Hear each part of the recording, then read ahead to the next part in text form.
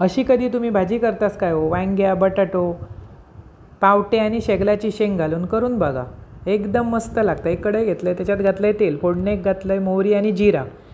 फोडणी झाली व्यवस्थित, त्याच्यात बारीक चिरून कांदो, बारीक चिरून टोमॅटो व्यवस्थित परतून हळद, गरम मसालो, गोडो मसालो आणि जरा धणेपूड घातलं.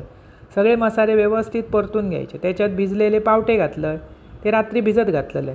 उभ्या चिरून वांग्या, बारीक चिरून बटाटे. वांग्या जरा मोठा चिरा, नाही तर गिलगिलीत होता एकदम. त्याच्यात जरा गरम पाणी घातलं, चवीपुरता मीठ आणि किंचितसो गूळ.